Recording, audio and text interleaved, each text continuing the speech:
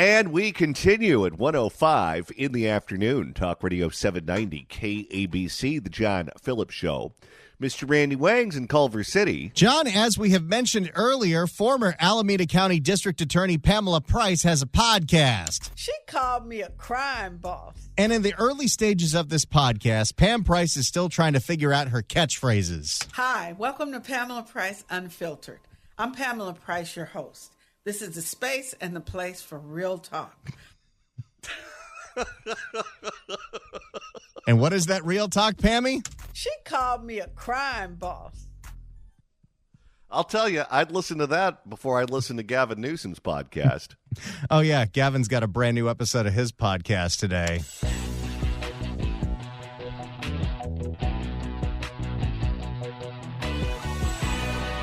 This is Gavin Newsom. And this is Steve Bannon. They talk about tax policy for 30 minutes. It's a tune-out. You notice he's starting to sound like Alec Baldwin? If there are visuals associated with this podcast, it's not just audio, but there are cameras in there. If he's going to sound that much like Alec Baldwin, don't take the job as a cinematographer. That job is like working in Oakland. I said, hell no, baby boy. Let me get up on out of here. Actually, what's the more appropriate drop for that now? And he starts shooting back, like firing back. Pa, pa, pa, pa, pa, pa, pa, pa. That's a winner. This is real life. 800-222-5222 is the telephone number, 1-800-222-5222. It is our pleasure to welcome our next guest to the program. He is the founder of Golden Together and host of the Steve Hilton Show. You can get him online at goldentogether.com and follow him on X at Steve Hilton X. Steve Hilton, welcome. So I got to say, this is Steve Hilton. Here I am. This is me with you. We need Gavin. We need everyone. We should get everyone on board. Look, why don't we just, forget all these separate things? Everyone should do it all together. We have Steve Bannon, Charlie Kirk, Gavin Newsom, us, all in one room. Pamela Price. It'd be great. Have a party, a podcast party. It's just hilarious. I didn't know about the Pamela Price one. That's like, who's listening to that apart from you? It's just insane. It's just for us, Steve. She called me a crime boss. It's amazing. Wait, we got to get a Katie Porter podcast. She's just thrown her hat in the ring. We got to have her do one. I think, Randy, we have a clip from that podcast, don't we? Paul!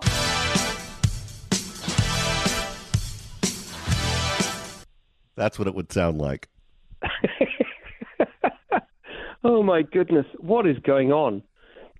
I haven't heard the Steve Bannon episode yet. Let's start with that, because Gavin Newsom, of course, is interested in everything except governing the state of California.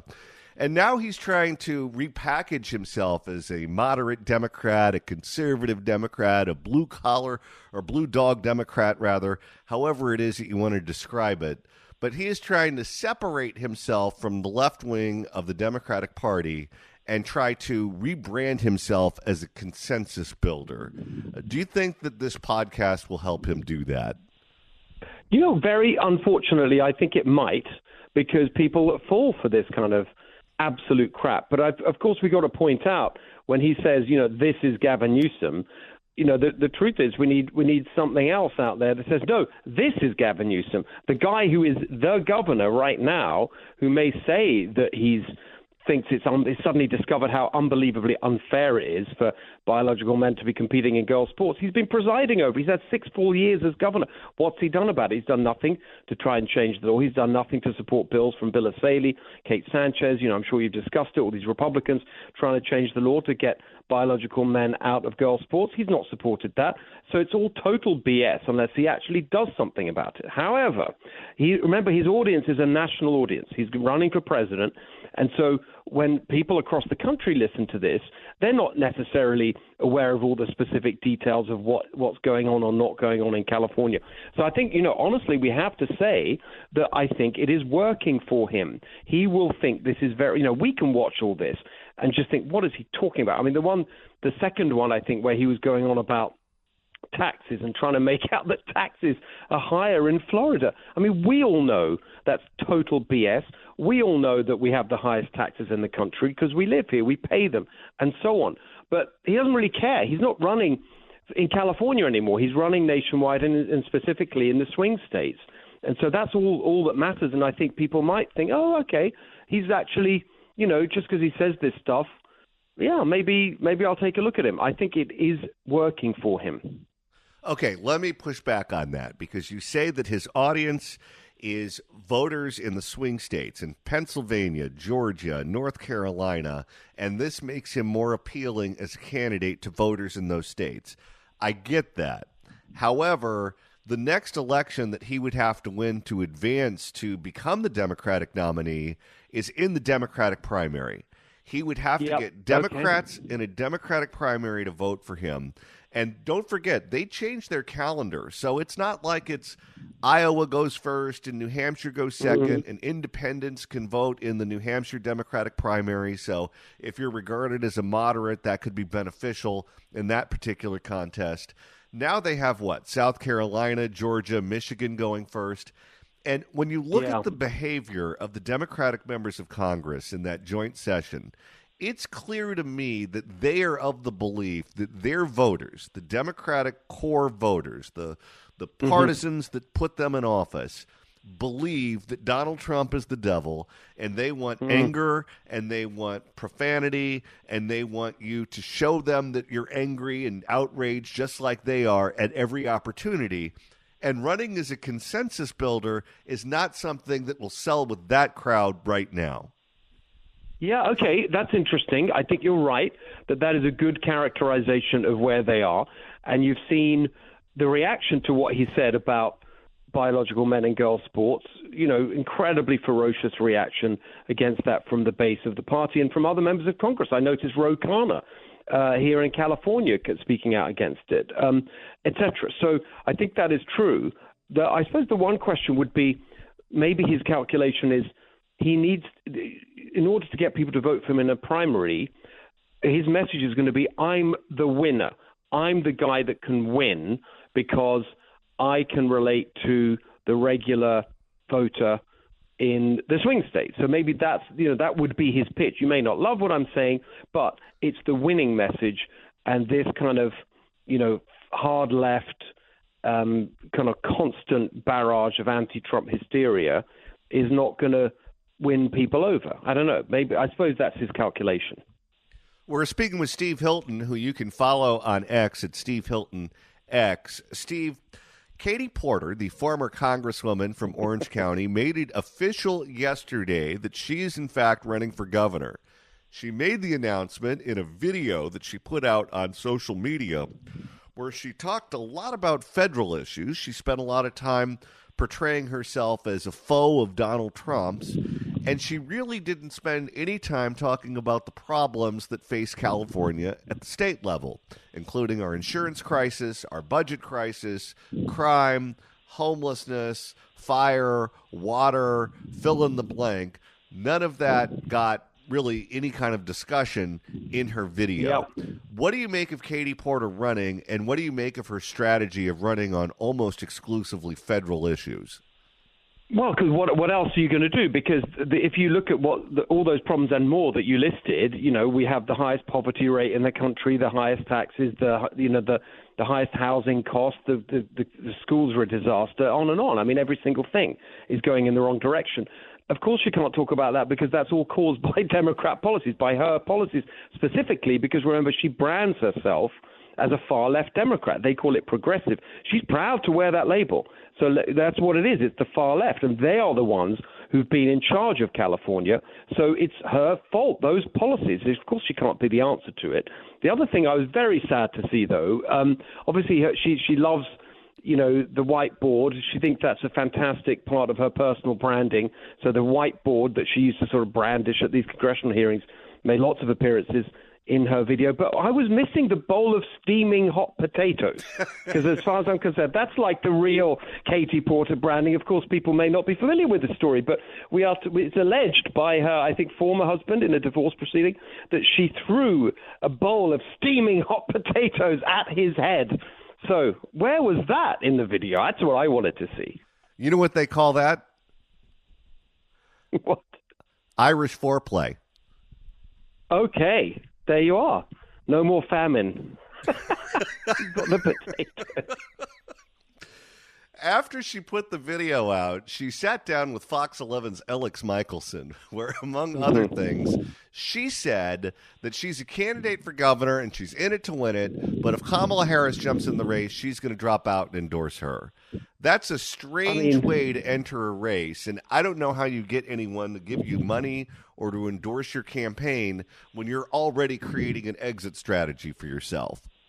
You know, it's so interesting because this whole Kamala Harris thing, the way that they are handling it, these Democrats, is so arrogant and patronizing and insulting to all of us here in California because it's basically they think it's a game, right? They assume that they're going to win.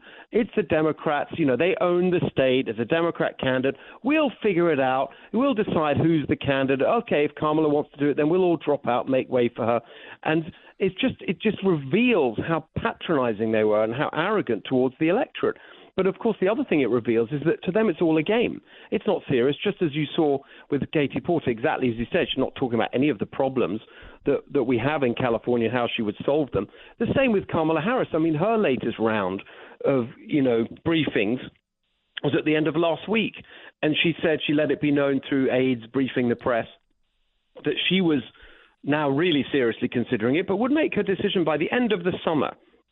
And the thing that really amazed me in this briefing that was, I think it was to Politico, was there's a quote from the aide saying she is intrigued, that was the word they used, intrigued by the possibility of being chief executive of the world's fifth largest economy, and wait for it, of course, totally predictably, the first black woman governor in America. So it's all just a game. It's all just about this kind of identity politics nonsense.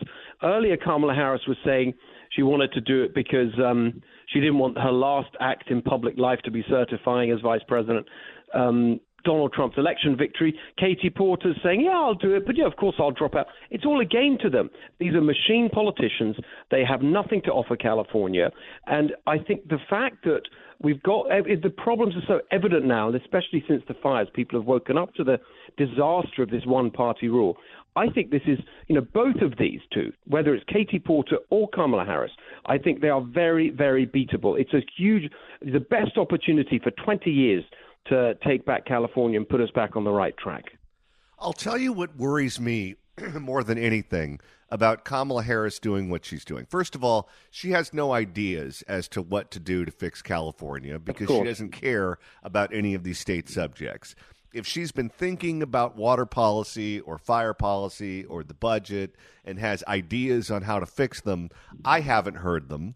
And she's been around since Hector was a pup. So if she's been thinking about it for some time, I think we would all know what her worldview is on subjects that impact the state of California. If she decides to run, she's strictly doing it to put on a resume so the last act isn't losing to Donald Trump in a presidential election.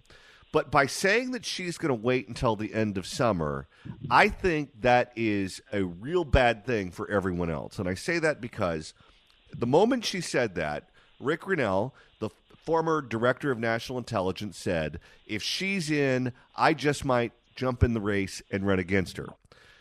Mm-hmm. By Kamala Harris expressing interest in the race, it becomes not a state issue, but it becomes a national issue. And with someone like Rick Grinnell flirting with the idea of jumping in, what that's going to do is it's going to freeze endorsements and money that may go to other candidates because no one wants to upset Donald Trump if that's Trump's guy who may jump in the race. If you're on the Democratic side of the aisle, you don't want to be the one who said, I don't care if Kamala Harris jumps in the race. I'm in it to win it, and I'm going to beat her too. That's a bad look within that party in a one-party state. So none of them are saying that. They're all saying, with the exception of Villaraigosa, if she's in, I'm going to drop out and endorse her.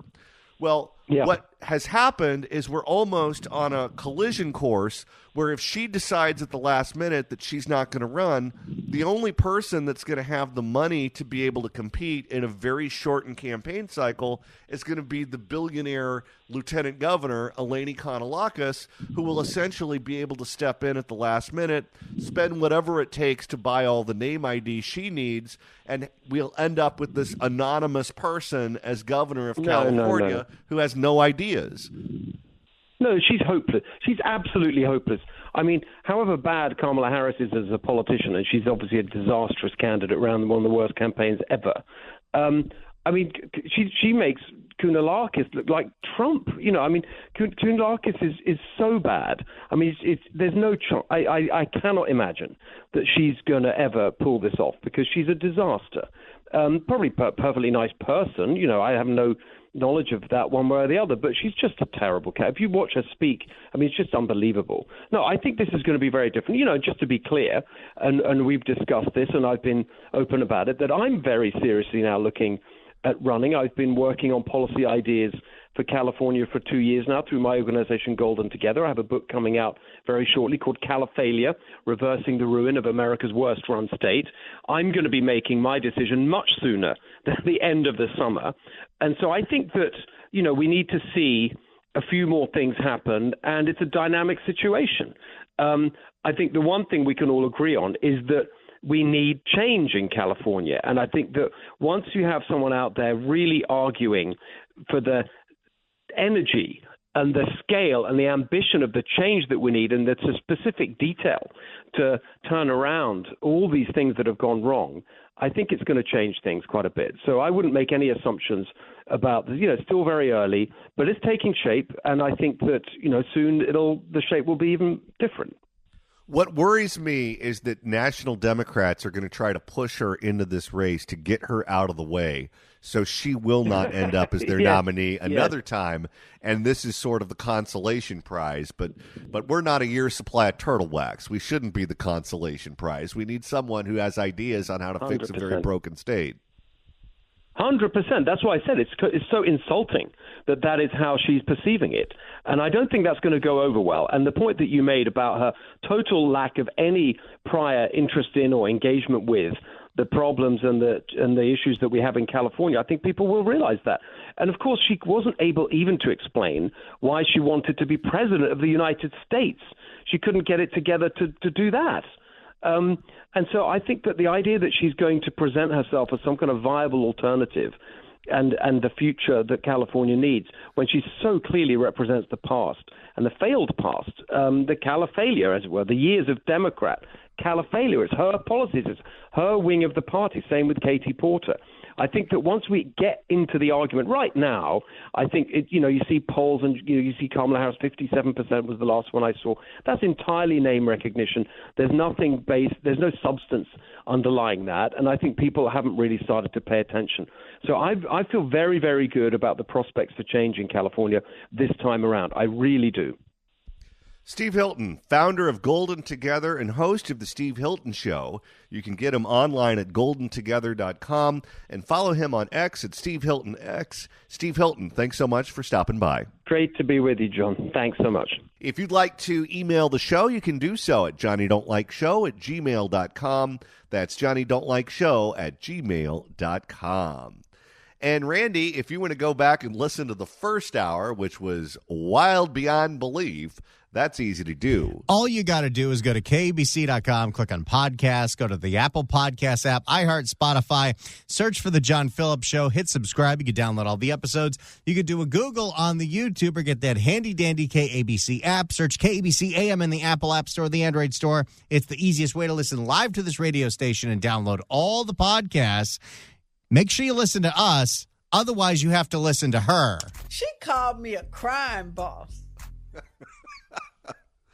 In the meantime, what do you say we make a couple of listeners very happy? Well, people are already calling in for this. Look at that. 790 KABC welcomes global phenomenon and illusionist David Blaine at the Encore Theater at Wynn Las Vegas with 6 headlining performances through April 2025. Tickets are on sale now at Ticketmaster.com, but right now, Caller number 9 at 1-888-795-2222 gets a one-night stay at Wynn Las Vegas and a pair of tickets to the show. This is all furnished by Wynn Las Vegas. Good luck dialing. Coming up next, we'll be joined by L.A. City Councilwoman Monica Rodriguez. She was one of 2 members of the L.A. City Council who said that the mayor was out of line to demote the fire chief. If you'd like to email the show, you can do so at johnnydon'tlikeshow@gmail.com. That's johnnydon'tlikeshow@gmail.com. Hey, how about an email, Johnny? Sure. Eduardo writes in at johnnydon'tlikeshow@gmail.com about Gavin's Sodcast.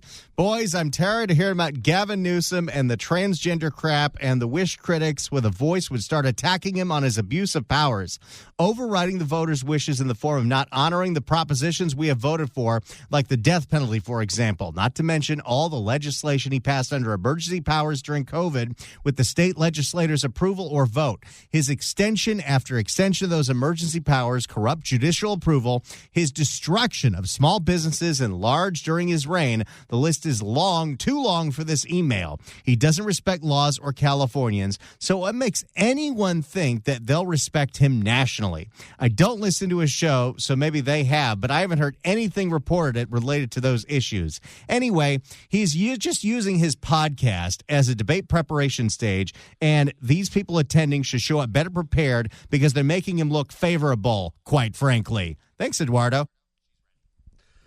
All right. It is our pleasure to welcome our next guest to the program. She is a member of the Los Angeles City Council, Councilwoman Monica Rodriguez. Welcome. Hi, how are you? I'm good. Thank you so much for stopping by. Of course. Thank you for having me. I'll tell you, I think this is the first time you've appeared on this program, but following what goes on at LA City Hall, half the time you show up to work, you must feel like you're working in an insane asylum. Whether it is the public comment or all of this insanity involving the response to the fire, specifically the demotion of the fire chief. You were one of 2 members of the LA City Council to speak out against the mayor's decision to demote the fire chief. And I'm sitting here looking at the arguments that the mayor made. The mayor said that she was never notified by the fire department that the wind was going to be severe and that there was fire risk. And that's why she went to Africa. And had she known, she would have stayed here. And then the fire chief produced the receipts, and we showed that, oh, look at this. I tweeted about it, and we put out public statements, and we were emailing back and forth with your staff. And, oh, look, you tweeted about it too. And then the mayor's response to that is, well, yeah, but you didn't put it in flashing lights. So how was I supposed to know you really meant it? And then the mayor said, well, I'm also really unhappy with how the fire department and how the fire chief used their resources in response to the fire. And the fire chief said, well, you cut my budget and we didn't have mechanics to fix the truck. So if I told everyone to work OT and I didn't have trucks to put them in, what's the point of that? And she said, okay, well, guess what? You're demoted because I need a fall person and it's certainly not going to be me. And I'm looking at this and I'm thinking, okay, that's retaliation. That's wrongful termination. That is everything that you can think of that's going to put the city in a position to get sued. And only 2 members of the city council push back on this. I couldn't believe it. Yeah, it's been rough.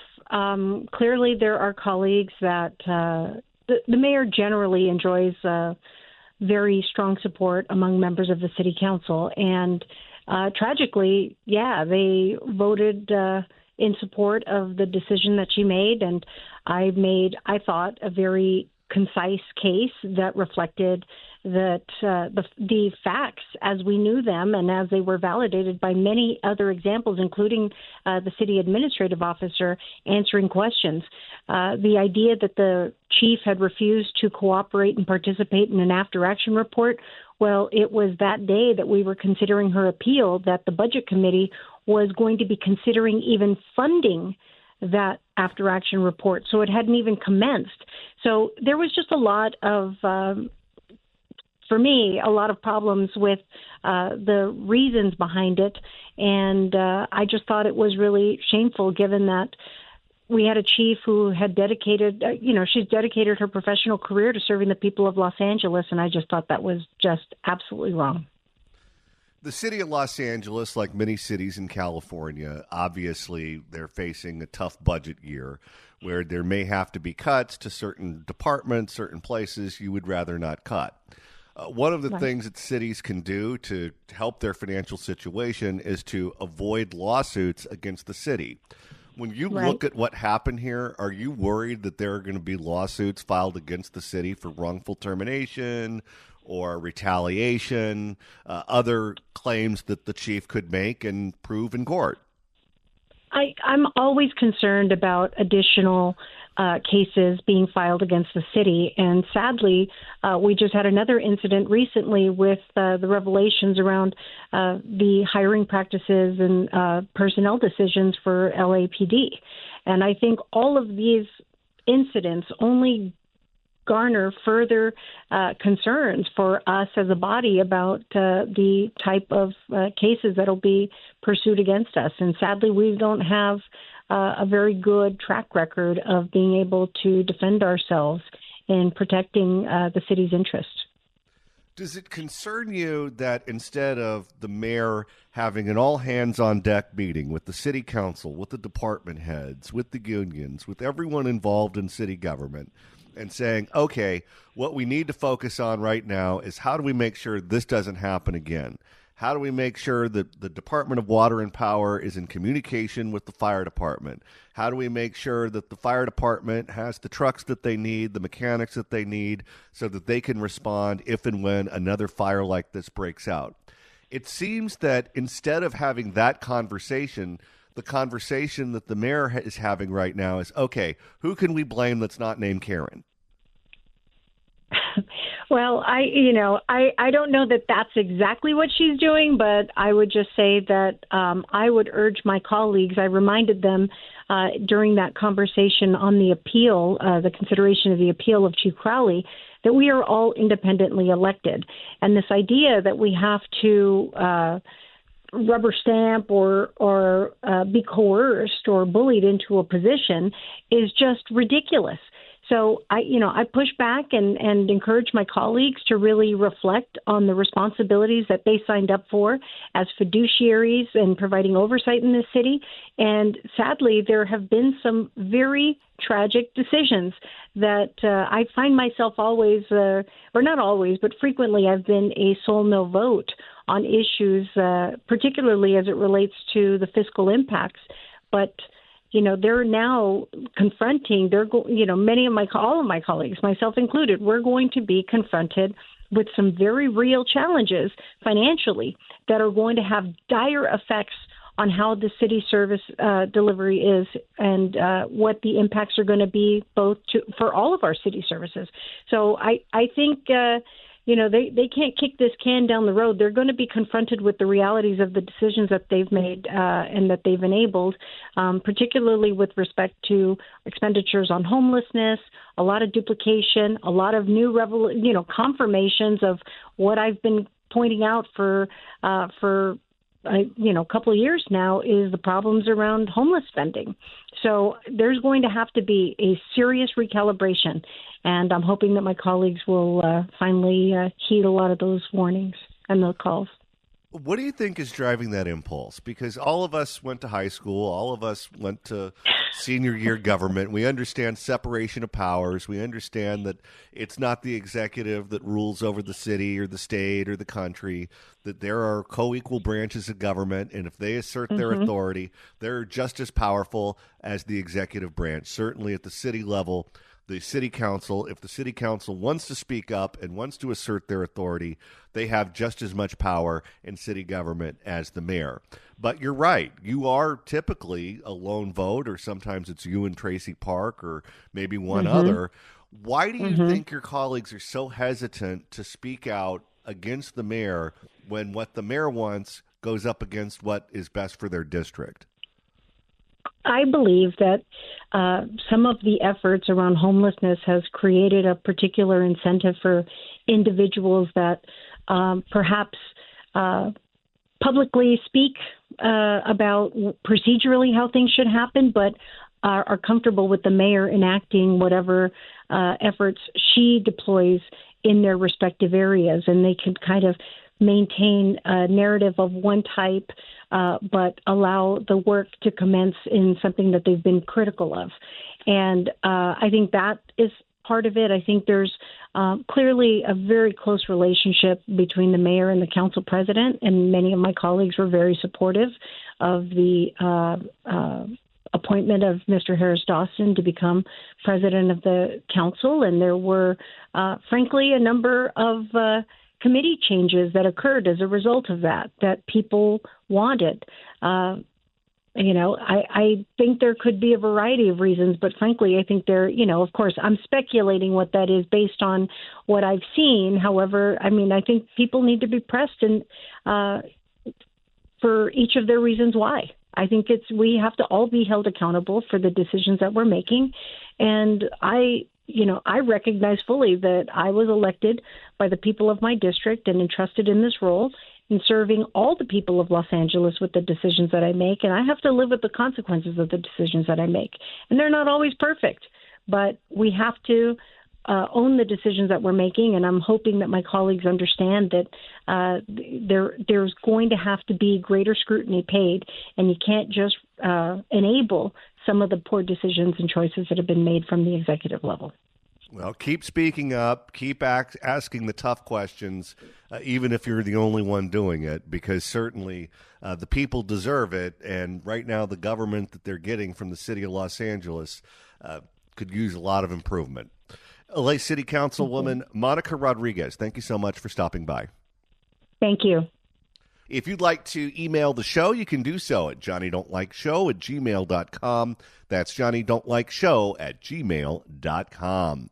And Randy, you're monitoring the mailbag. Well, Johnny, as you know, we get a lot of requests at johnnydon'tlikeshow@gmail.com for some of the drops that you heard on the show. Paul writes in at johnnydon'tlikeshow@gmail.com. Oakland Pop Pop. Randy, when can I have it? I need it.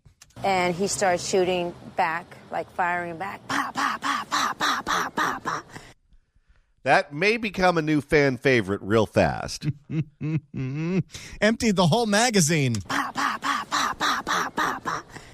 Although I do have to say, I'm partial to the new Pamela Price drop. Oh, this might be in the running. If Pamela Price is still relevant at the end of the year, she might be the drop of 2025. She called me a crime boss.